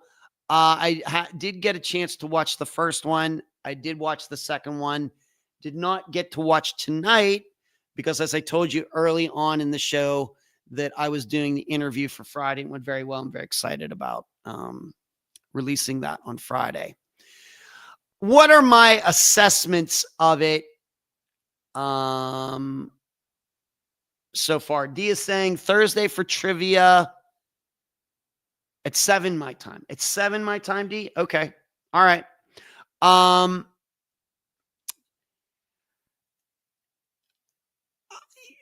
way I look at it is, would I like to be on a show like that? I think my ego says yes.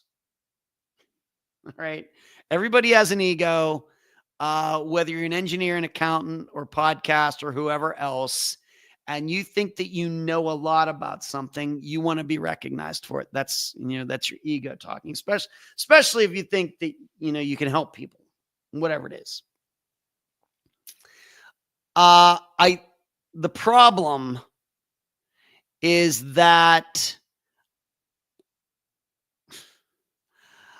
I don't think that I could stand to be scripted and edited as much as they're doing in that show. Now, granted, I was part of a show last year with Janelle Matthews that, where I got interviewed for like 2 hours and they used maybe 10 minutes or something. And thankfully it came up pretty well. And I thought I came across pretty good and everything. But I think my expectations, if I were on a show like that, like this America's Most Wanted Missing Persons, it would be so much higher about what I would want to say and the points that I would want to get across, that the editors and producers and everything would just get in the way. It would just get in the way. I don't know. Of course, the people who were on that show, Payne, Lizzie, and the rest of them, Elizabeth Smart, I don't know how they think it's going. I have no idea. Maybe they're watching it and thinking, man, our words got cut up so bad, and man, I look like it. I think the show is okay. I don't know what they think of it. Only they know what they've said that got cut out of the final product. We don't. So I don't know. But already, as I stated, I think last week with the Daniel Robinson, that they really went off on this, went with this idea that Daniel Robinson was murdered. That did not happen. And as much as they talked about it, I just couldn't do that. I know that that's probably what the producers would want. We got to examine all the angles, and we're going to get you to say this, and you're going to be riding in the car with his father, and you're going to be talking about this, and we're going to edit it this way and everything else. And I'm telling you, if I were on that show and in the final product, it would have me, making it look like I was a supporter or even seriously thought about the idea that Daniel Robinson was murdered, I'd be very upset. Because that's not what I think.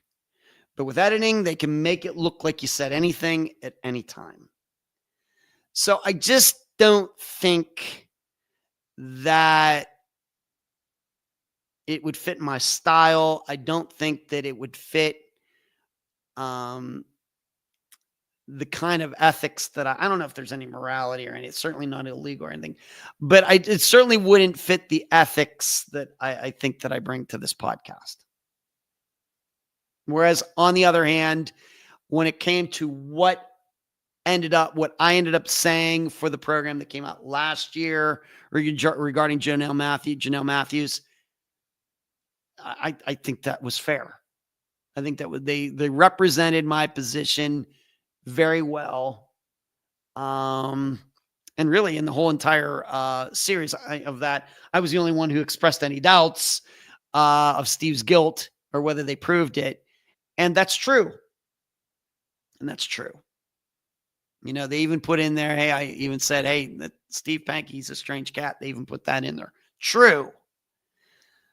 Whereas I don't know if they would do that with this America's Most Wanted Missing Persons show. Really have no complaints about the show. But what probably is most analyzing to me is that I think there are new ways visually to cover these disappearances, but the way they're doing the show is no different than the way Disappeared was covering disappearances 25 years ago.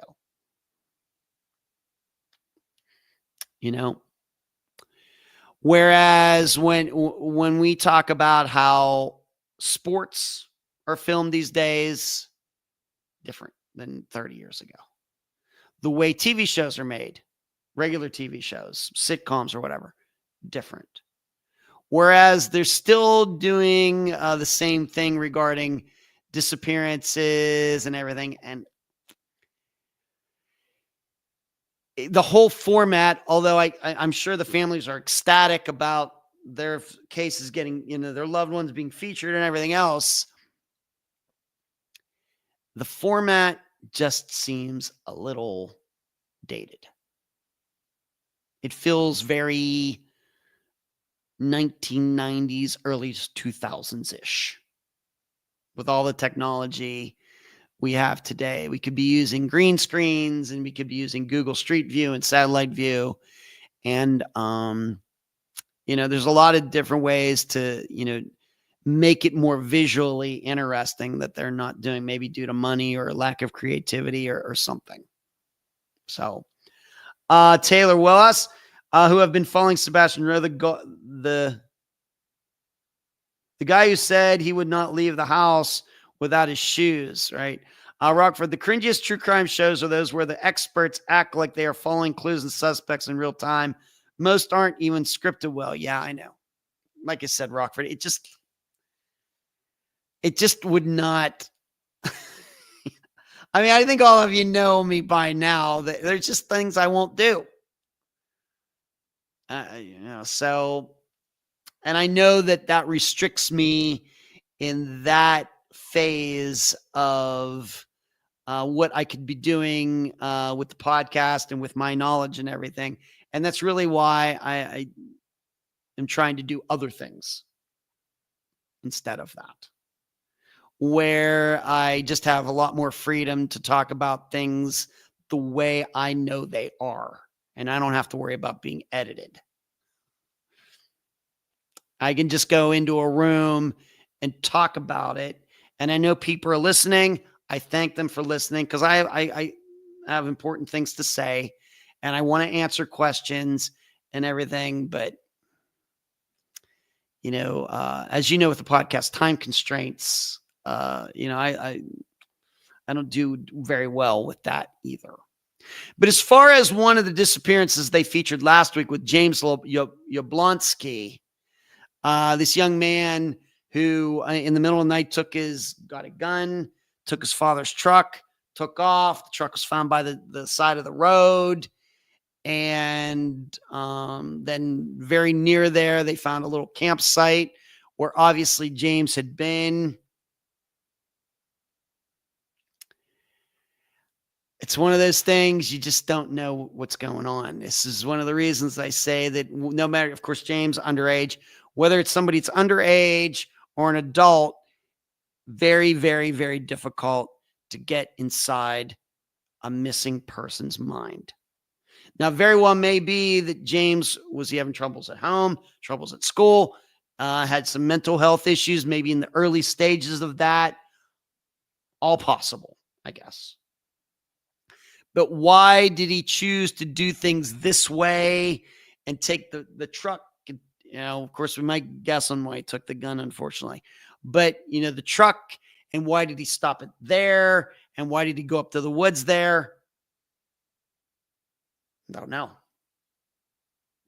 And nobody, even the people who knew James the best, don't know. So if his family's out there, they happen to hear the show. And once again, this is a situation on that show where they, unfortunately too much leaned into the idea that, could somebody have gotten him or something? Nobody got him. He took off on his own. He parked the truck there on his own. He went up into the woods, camped there. I, of course, hope he's still alive now somewhere. Even if he's homeless, that's better than the alternative.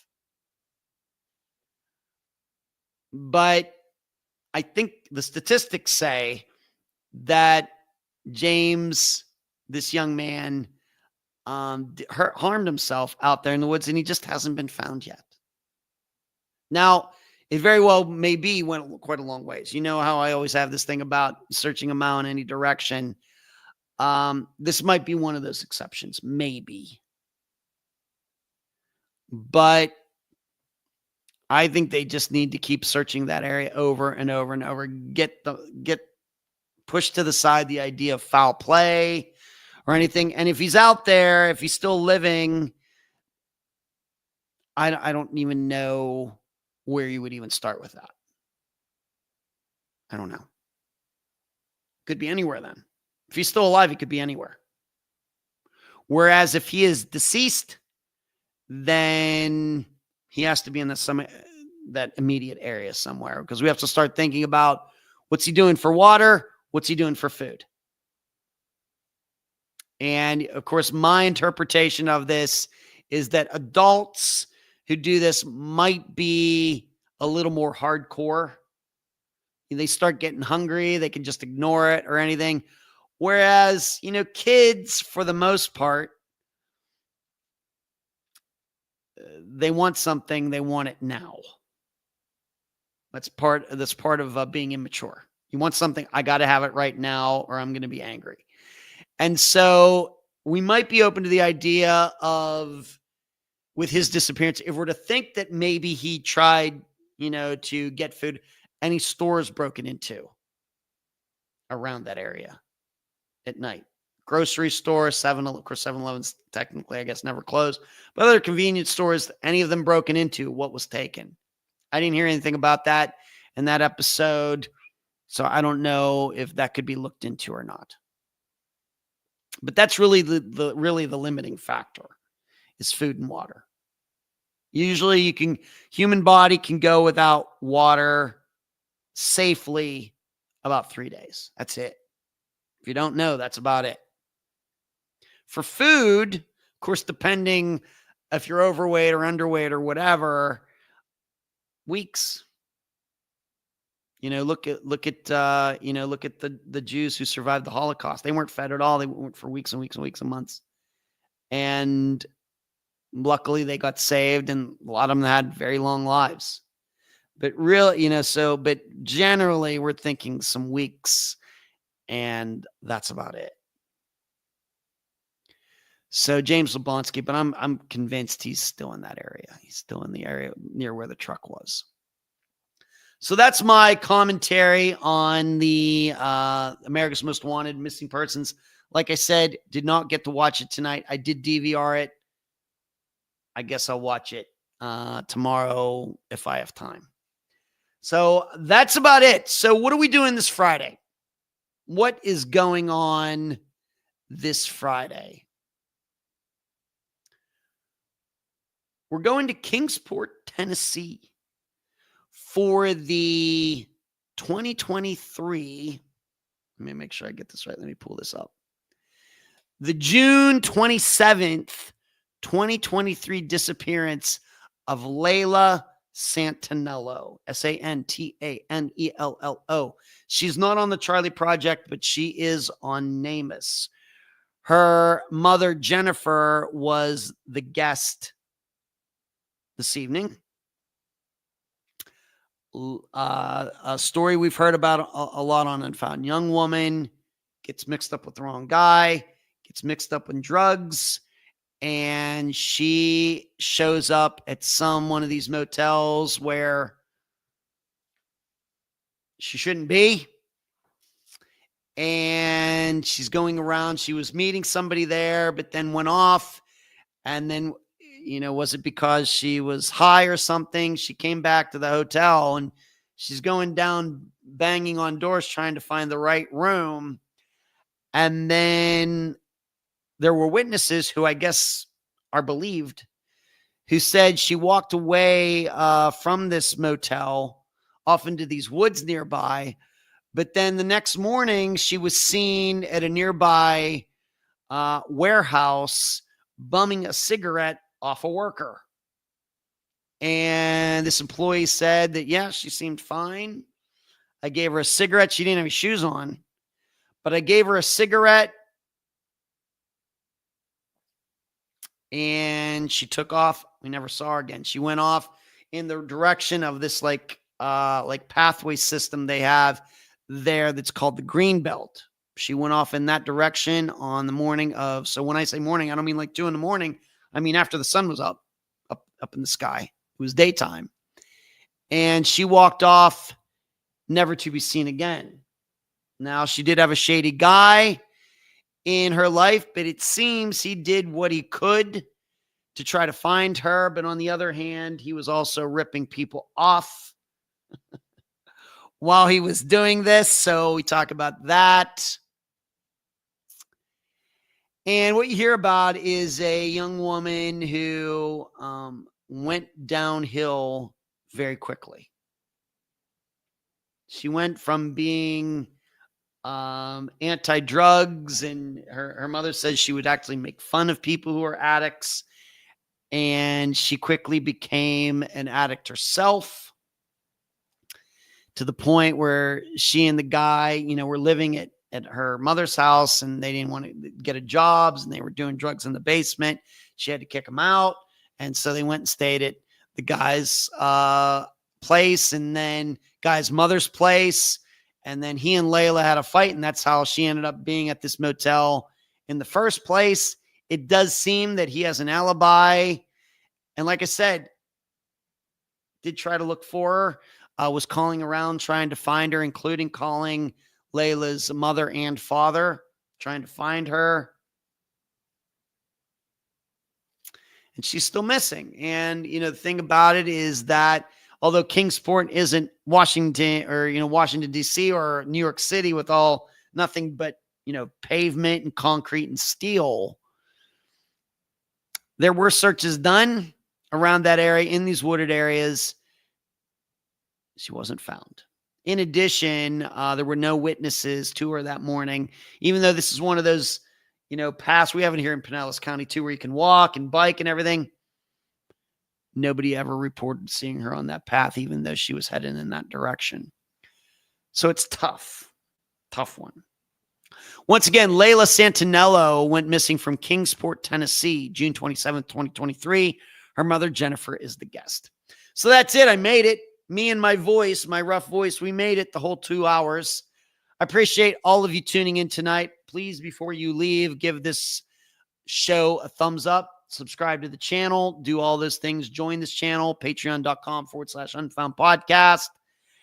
And you'll hear me on Friday. Thanks for tuning in.